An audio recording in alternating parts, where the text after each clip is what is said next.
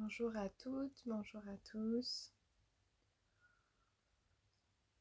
Je suis ravie de vous retrouver encore aujourd'hui. Donc aujourd'hui c'est le dernier live de ces 4 lives. J'avoue que ça m'a donné envie d'en faire d'autres. Il y a des idées de thèmes qui me viennent déjà. N'hésitez pas à m'en proposer également. S'il y a des thèmes qui vous tiennent à cœur ou si ces 4 lives ils ont apporté à vous des questions, des choses où vous aimeriez bien qu'on en parle ensemble. Ça serait avec grand plaisir. Pour moi c'est vraiment tout le but de ces lives, c'est de communiquer, c'est de pouvoir répondre à vos questions, vous donner déjà des pistes de réflexion, et puis vous montrer un petit peu comment est-ce qu'on travaille en naturopathie, en tant que doula, dans le coaching, etc. Donc ces 4 lives, ils étaient proposés dans le cadre du lancement de la bulle douceur, qui est mon nouveau petit programme que je lance là pour le mois de décembre. Donc les inscriptions sont en cours, vous pouvez vous inscrire jusqu'à demain soir 22h au tarif de pré-vente. Après, ça va augmenter. Il y a des bonus qui vont disparaître également. Donc, je t'invite à aller voir maintenant si ça t'intéresse. Parce que là, c'est vraiment avantageux par rapport au prix que ça va atteindre ensuite. Et puis, voilà, j'ai déjà des super retours des testeuses et j'ai vraiment envie de vous proposer ça comme un calendrier de l'Avent. On va commencer le 1er décembre. Et chaque jour, on va découvrir des nouveaux outils pour prendre soin de soi avec douceur, avec amour et des outils vraiment très variés. Il va y avoir de la méditation, des visualisations, du yoga, peut-être du koya en bonus, des libérations émotionnelles, des respirations, de l'écriture, de la danse. Qu'est-ce que j'ai prévu d'autre? Et puis dans les bonus, vous allez avoir des recettes, vous allez avoir de la musique, etc. Donc j'ai très hâte que ça commence et que je vous propose tout ça. Le live d'aujourd'hui, c'est sur le mouvement et la mobilité. Alors ça a un peu de lien avec cette bulle douceur parce qu'il y a dedans plein d'exercices autour du mouvement et de la mobilité, mais ça a vraiment à voir surtout avec ma pratique, avec ce que je propose au quotidien. Et j'avais envie de vous parler de cet aspect-là. Donc je vous invite à vous poser un petit peu pour ce live, à prendre le temps de voir ce que ça évoque pour vous, le mouvement et la mobilité. Et puis on va commencer tout de suite.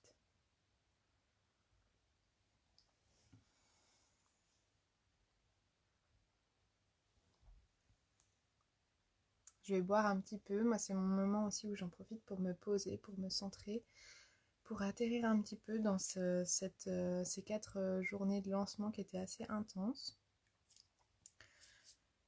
Alors, le mouvement et la mobilité, moi j'avais envie de vous parler de ce que ça implique pour moi, ce que ça représente.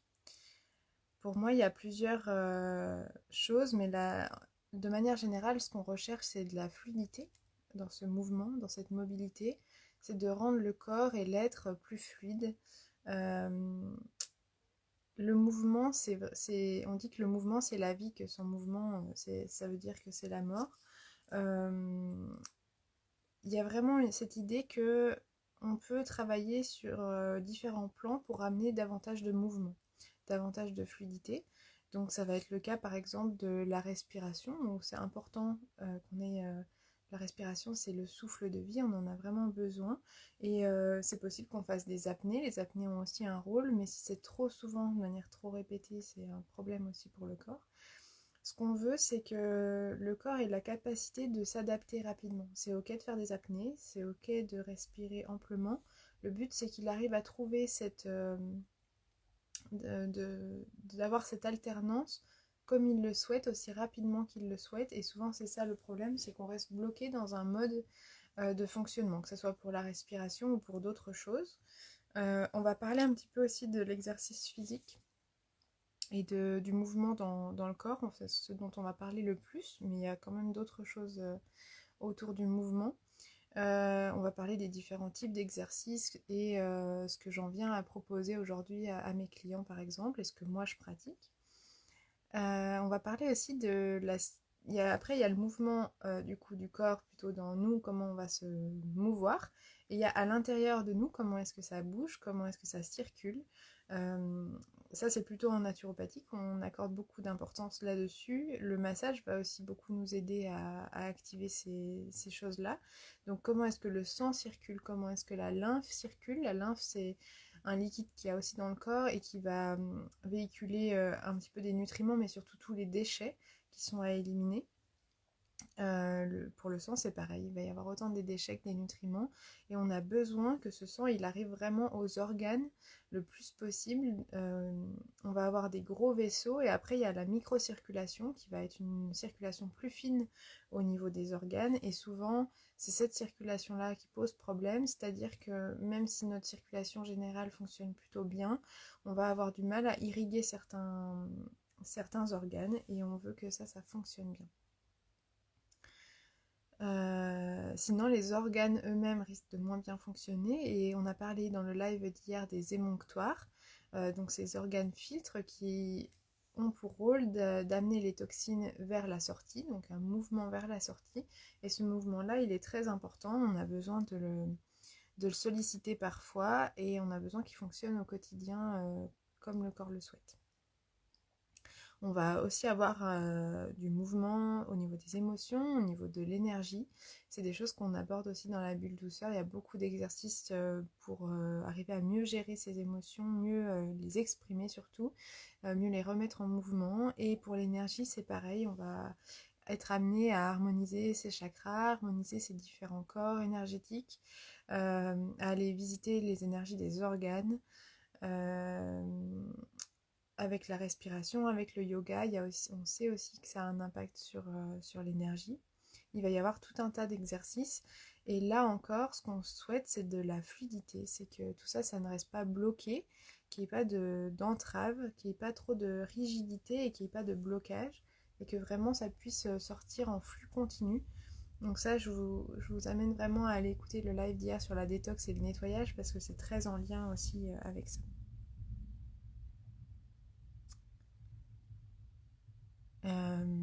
Le but, ça va être dans ces différents espaces, que ce soit la respiration, le côté exercice physique, corps, au niveau aussi des organes, au niveau des émotions et de l'énergie, que s'il y a des tensions à un endroit, on puisse aller les dissoudre. Et ça, c'est un travail quotidien de pouvoir dissoudre ces tensions. Il y a des choses qu'on peut dissoudre rapidement si on sait qu'on a un problème, mais c'est vraiment de l'entretien, c'est vraiment une hygiène à avoir.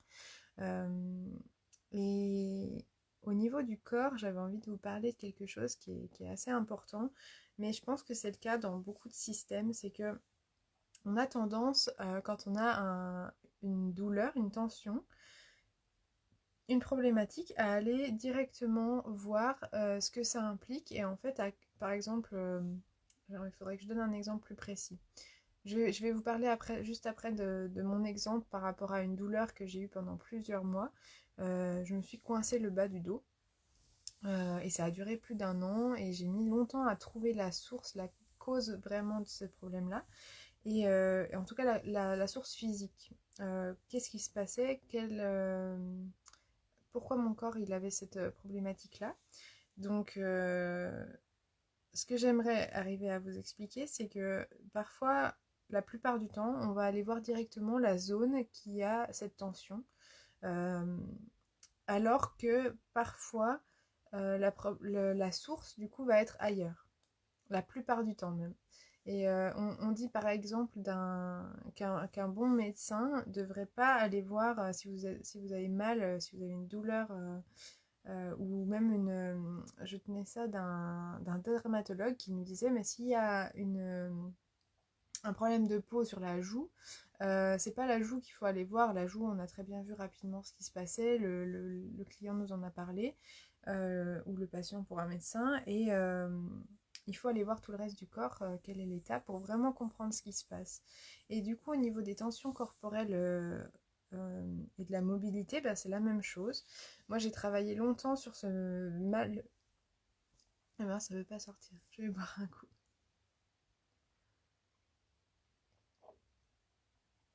J'ai travaillé longtemps, pendant plus d'1 an, sur cette douleur que j'avais au niveau du bas du dos, qui ressemblait un peu à une sciatique, mais qu'en n'était pas une.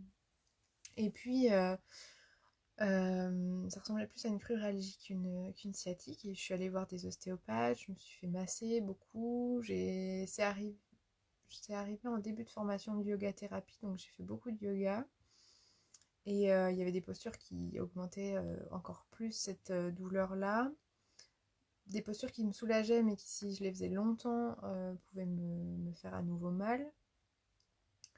Et les gens qui sont même chez l'ostéopathe, ils sont beaucoup allés masser cette zone-là, détendre toute la zone du bassin. Et en fin de compte, il a fallu plusieurs mois, un peu plus d'un an, où je suis aussi allée voir l'aspect émotionnel de pourquoi ça bloquait dans mon bassin. Et c'est sûr qu'il y avait aussi des émotions, il y a beaucoup de choses qui sont sorties. J'ai pu faire des liens qui étaient très intéressants. Mais au bout de plus d'un an, bah, je me suis rendu compte qu'en fait, le problème venait de muscles qui étaient plutôt devant mon bassin, tout le muscle du psoas notamment, qui en fait, quand je faisais certains mouvements, se tendait et la répercussion, elle était directement au niveau de mon bas du dos. Et c'était vraiment très vif, très important comme douleur. Je me suis retrouvée plusieurs fois coincée. Et en fin de compte, ça venait du coup de ce psoas devant. Et maintenant, je sais que quand j'ai ces douleurs qui réapparaissent, j'ai juste à venir masser un petit peu devant au niveau de ce psoas et ça se détend tout de suite. Et donc voilà, c'était vraiment pour vous dire que souvent la source elle n'est pas là où on croit. Bonjour les filles, n'hésitez pas à me poser des questions si vous en avez l'envie. Et puis sinon à regarder les autres lives et ce live en replay. Pour voir depuis le début de quoi je parle. Donc voilà, déjà un petit peu de quoi j'avais envie de vous parler. On va passer à autre chose. Donc après, j'avais envie de vous parler de mobilité. On a beaucoup parlé là de mouvement. La mobilité, c'est quelque chose qui me tient très à cœur parce que c'est pas quelque chose dont on m'a parlé au départ. Souvent, on parle de sport, on parle d'exercice physique, on parle un peu plus de renforcement musculaire.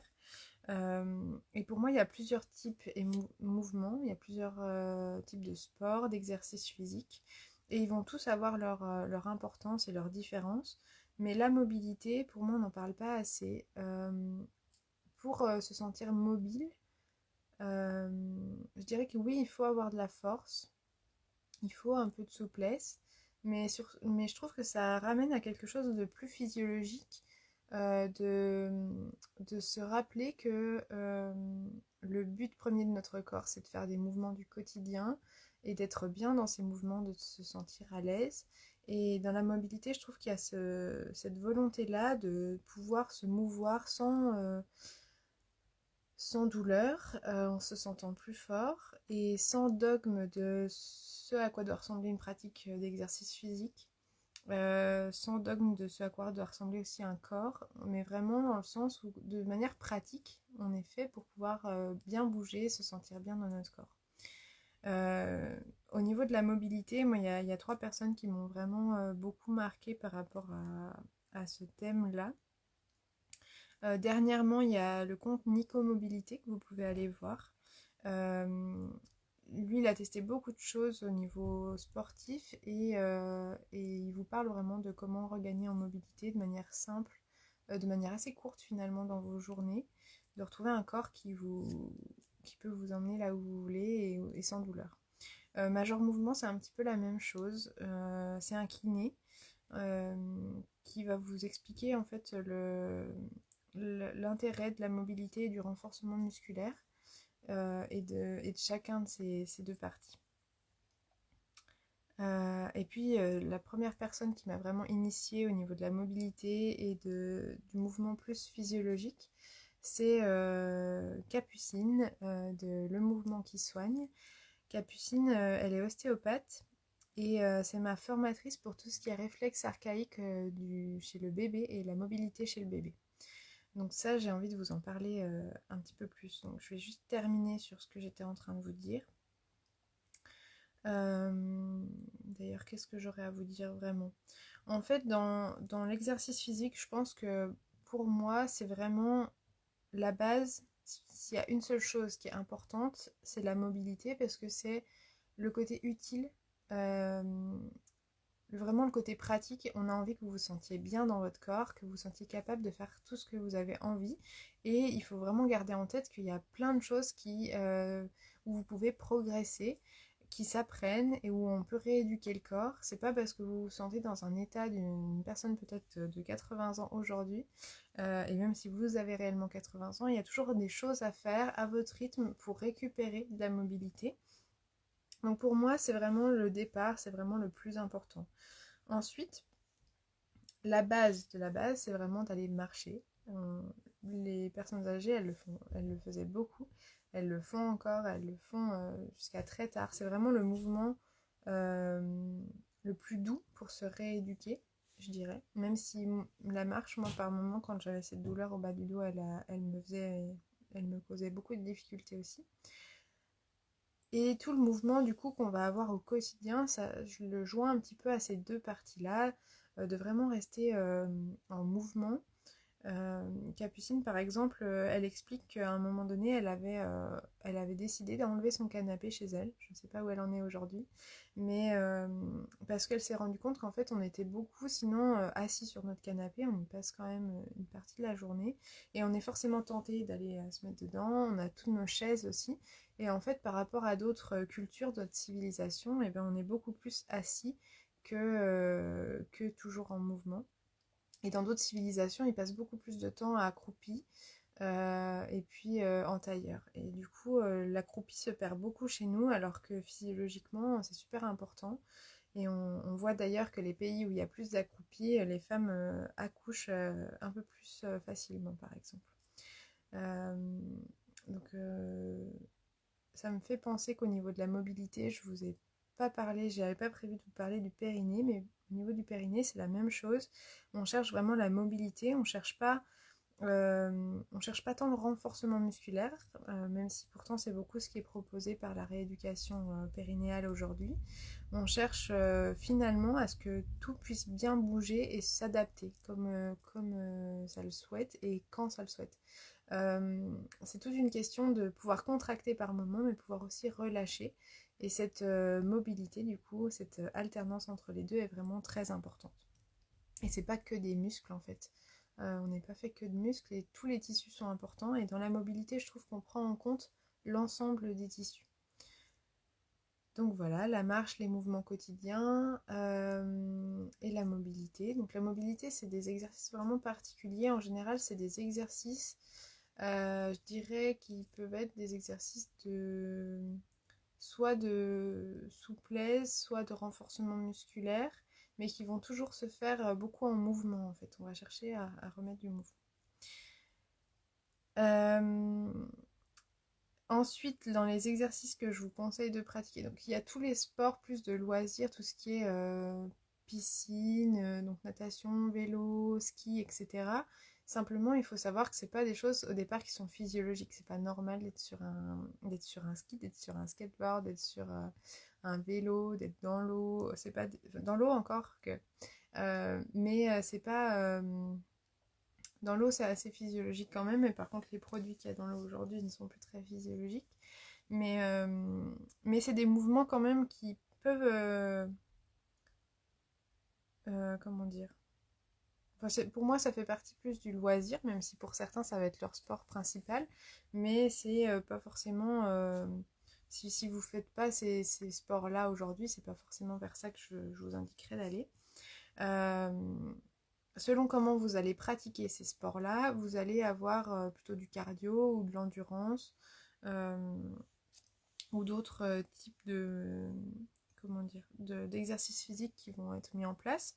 Au niveau, en tout cas, de ce que je conseille de mettre en place maintenant, euh, en dehors des mouvements qu'on vient de voir, c'est d'avoir également du cardio, mais dans le sens le cardio que je conseille le plus aujourd'hui, c'est le HIIT, parce que vous êtes beaucoup à me dire que vous avez peu de temps.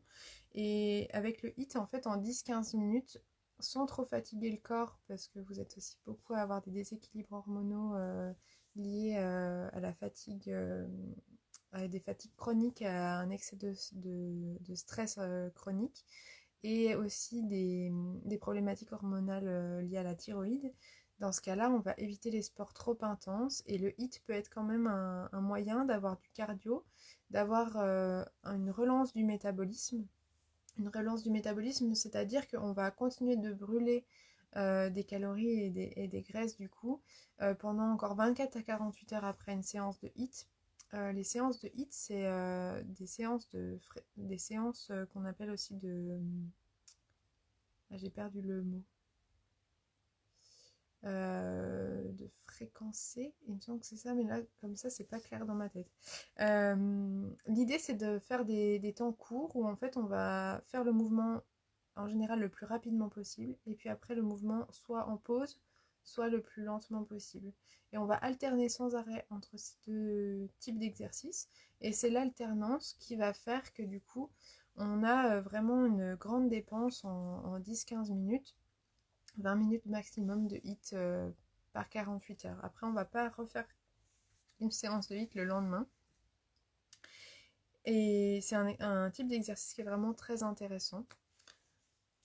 J'ai fait un post sur les différents types de sports que je pratique aujourd'hui et vous pouvez aller retrouver un petit peu ce que je vous conseille en lien. Et après, vous allez avoir tout ce qui est renforcement musculaire. Et là, du coup, c'est vraiment dans la même idée que la mobilité. Pour moi, le but, il peut être aussi esthétique. Mais le but, c'est vraiment de pouvoir d'abord se sentir bien dans son corps, de le renforcer. Et ça, c'est tout le travail, je trouve, de Major Mouvement, de renforcer son corps pour que les contraintes qu'on a au quotidien ensuite, elles soient finalement un peu anodines. Alors que si on n'a jamais d'efforts plus intenses, au quotidien, on peut avoir l'impression que c'est toujours difficile et le corps peut en baver vraiment. Alors que du coup, si on se renforce un petit peu à côté, une fois qu'on va avoir un travail physique ou des mouvements un peu difficiles même à la maison, ça va devenir plutôt facile pour nous. Donc voilà, il y a tout un travail à ce niveau-là. Dans tous ces aspects-là, c'est important si vous faites peu de sport ou vous voulez tester un nouveau sport aujourd'hui, euh, d'avoir une progression vraiment lente, à votre rythme. Souvent, on se remotive et on se dit ah tiens, ça fait longtemps que je suis pas allée courir, je vais retourner courir. Et ça peut être un peu dangereux, surtout si vous vous êtes déjà blessé. Il y a souvent des blessures qui apparaissent dans ces moments-là. Pour plusieurs raisons, mais c'est qu'il nous faut un temps d'adaptation. Le mental, il est bien présent. Il est plus présent au début qu'au bout de quelques jours, quelques semaines en général. Mais par contre, les muscles, les ligaments et les tendons, qui sont trois tissus qui interviennent dans le mouvement, donc les muscles de manière générale, en général vous savez ce que c'est, et les ligaments et les tendons, c'est des choses qui vont plus se situer au niveau des articulations, qui vont aider à la mobilité. Et ces deux choses-là, elles vont avoir enfin, les muscles, les ligaments et les tendons vont avoir des temps d'adaptation différents, un temps de renouvellement différent. Et du coup, quand vous allez mettre en place un exercice, vos muscles vont mettre un certain temps à s'adapter, vos ligaments un autre temps et vos tendons un autre temps. Et c'est normal euh, d'avoir des tensions si vous augmentez votre rythme et votre intensité de mouvement et de sport un peu trop rapidement.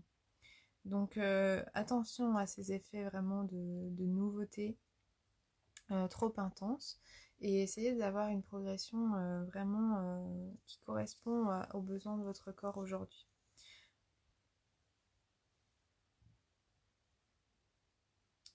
D'ailleurs, à ce niveau-là, en naturopathie, on parle beaucoup de l'impact que peut avoir notre alimentation et toute notre hygiène de vie sur la souplesse, sur le mouvement, sur les douleurs, la récupération.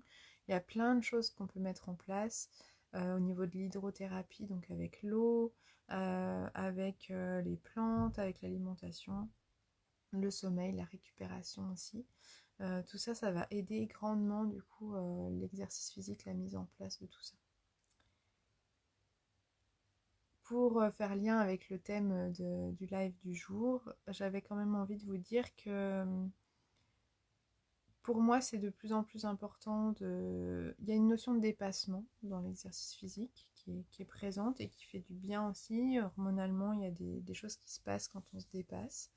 Par contre, je suis persuadée qu'on peut aussi ramener de la douceur quand même dans tout ce mouvement-là. Et, j'espère que c'est un petit peu ce que j'ai réussi aussi à vous présenter aujourd'hui dans les différentes manières de faire. Euh, de ramener de la mobilité, pour moi, c'est de ramener de la douceur aussi au quotidien dans votre corps.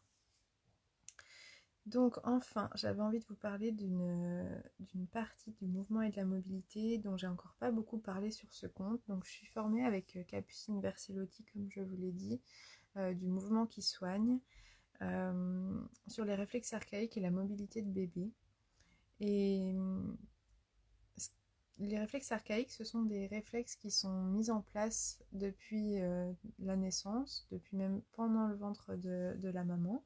Donc c'est des réflexes qui sont là pour nous aider à nous déplacer, à vivre, à fonctionner tout simplement. Les premiers réflexes, ils ont pour rôle de nous aider à naître, par exemple, à passer dans le bassin de la maman et de naître à la vie.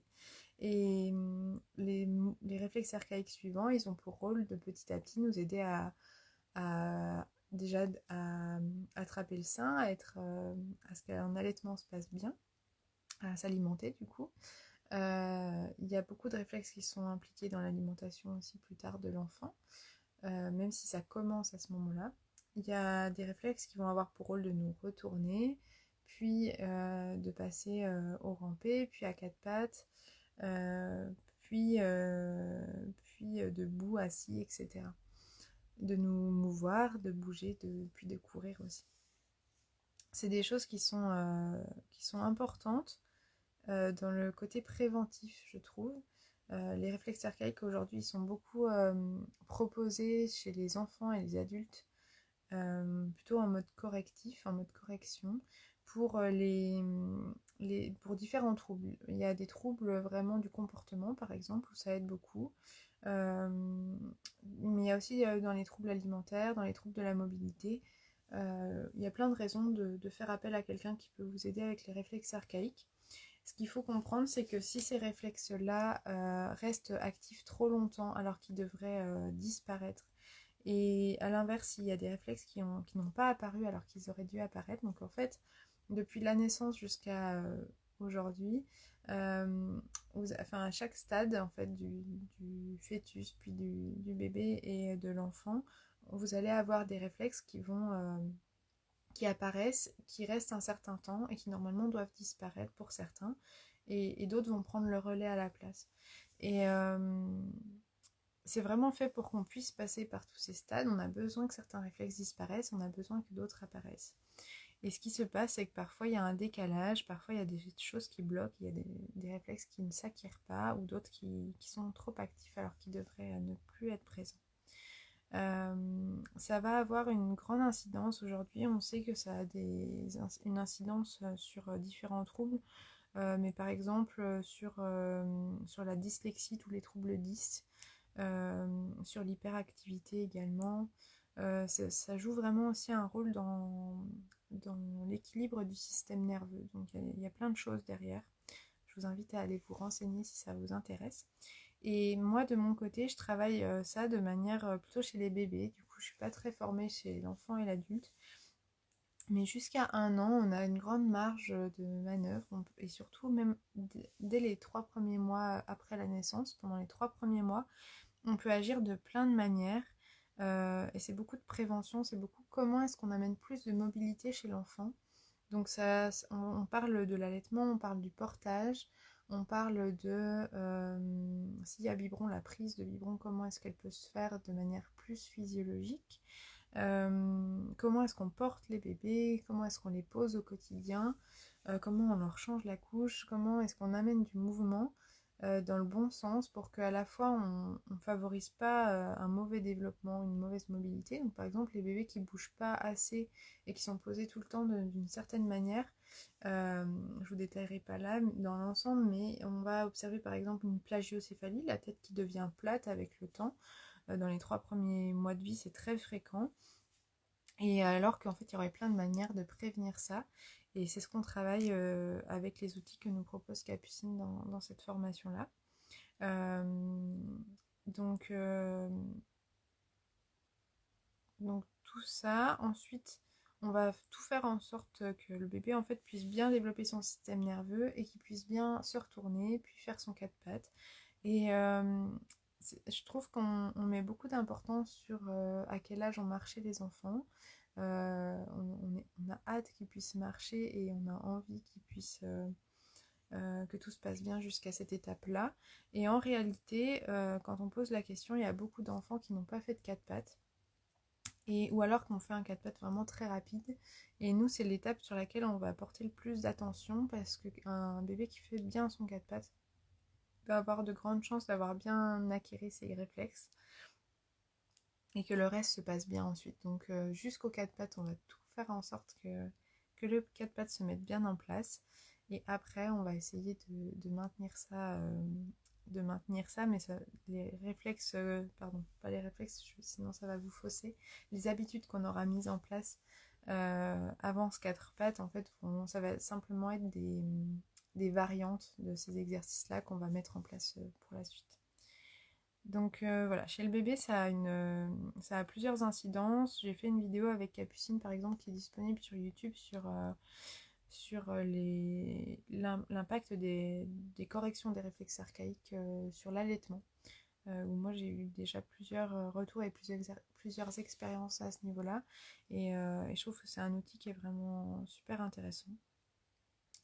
Et puis donc pour vous parler de cas un petit peu plus spécifiques, de la même manière j'avais envie de vous parler de l'importance de remettre de la mobilité quand chez les femmes il y a des adhérences au niveau par exemple de l'utérus ou s'il y a eu des opérations au niveau du ventre.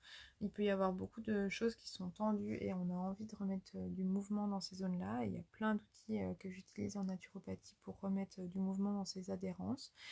Et au niveau de la grossesse, le mouvement et la mobilité pour moi ont une grosse importance parce que ça permet de mettre en place tout ce qu'il faut pour que la naissance se passe au mieux, que la grossesse se passe sans trop de troubles, sans trop de douleurs et que forcément la naissance éventuellement se passe mieux. Il y a une dernière chose dont j'avais envie de vous parler, je ne sais pas quelle heure il est, ça commence peut-être à faire un peu long pour vous. C'est l'aspect minimalisme, l'aspect mouvement physiologique et minimalisme. Peut-être qu'on pourra en reparler dans un autre live, mais c'est quelque chose que j'aimerais bien vous partager un petit peu. Toujours grâce à Capucine, j'ai découvert tout l'aspect du minimalisme. Alors, je parle pas du minimalisme dans l'espace, dans votre habitat, mais vraiment du minimalisme au niveau des chaussures. On observe que du coup, il y a, il y a un meilleur développement de la motricité quand on fait du pied nu. Et avec nos chaussures actuelles, quand un bébé naît, il va souvent avoir les doigts de pied vraiment assez écartés. Pas que les doigts de pied, ça part vraiment un peu plus loin. Et avec le temps, avec les chaussures on met des chaussures de plus en plus fermées. Et le problème, c'est que du coup, on se retrouve un peu serré dedans. Et le pied ne peut pas vraiment se développer comme il aimerait. Et alors que normalement, dans le mouvement, il va vraiment avoir ce mouvement-là en permanence dans la chaussure. Et c'est pas possible du coup dans la plupart de nos chaussures actuelles. Donc c'est important chez les bébés, d'autant plus chez les enfants, mais aussi chez les adultes de se pencher sur le sujet et d'essayer peut-être d'être sur des chaussures le plus minimalistes possible. Ça consiste à avoir des semelles vraiment les plus fines possibles pour ressentir à nouveau les variations au niveau du sol, d'avoir des semelles vraiment souples qui du coup vont s'adapter au mouvement du pied. Un avant de chaussures qui sont un peu plus larges également. Et voilà, très peu de talons, voire pas du tout. Et ça peut être utilisé au quotidien, ça peut aussi être utilisé pendant la course à pied, l'exercice physique. Dans ce cas-là, ça demande une adaptation. Vous ne pouvez pas passer du jour au lendemain de chaussures normales à des chaussures minimalistes. Je vous invite dans ce cas-là à aller faire vos recherches sur deux supports. Donc il y a un compte Instagram qui s'appelle Santé, comme la santé et pied, Santé Pied. Qui est vraiment super intéressant, qui détaille un petit peu tout ça. Et il y a la clinique du coureur qui a fait beaucoup d'études sur l'impact des chaussures minimalistes dans la course, dans le sport. Et on voit qu'il y a vraiment une amélioration de certaines performances et pour le coup, beaucoup de blessures qui disparaissent ou des gens qui arrivent à se remettre au sport avec des chaussures minimalistes alors qu'ils s'étaient blessés avec des chaussures normales, parce que le problème avec les chaussures classiques, c'est qu'on a mis de petit à petit de plus en plus de renforts et de renforts dans le talon. Euh, Sauf que du coup, physiologiquement, on n'est pas censé taper avec le talon, on est censé plutôt taper d'abord avec l'avant du pied et dérouler le pied. Et on se retrouve du coup à plutôt taper le talon et ça a un impact beaucoup plus fort sur les genoux, sur les hanches et sur toute la colonne vertébrale. Et ça peut créer beaucoup de douleur. Donc voilà, c'est un sujet dont on pourra reparler si vous avez des questions. Je vous ai parlé de tout ce que j'avais envie. Euh, ouais. Donc voilà. N'hésitez pas à me dire ce que vous en avez pensé, à me renvoyer vos retours et s'il y a des sujets de live qui vous intéresseraient par la suite, de me le faire savoir. Et donc je vous rappelle simplement que la bulle douceur 21 jours, c'est encore au tarif de prévente et avec tous les bonus actuels jusqu'à samedi soir, donc demain soir à 22h. Après, ça va augmenter au niveau du tarif et il y a des bonus qui vont disparaître. Donc voilà, je vous souhaite une belle soirée, à bientôt.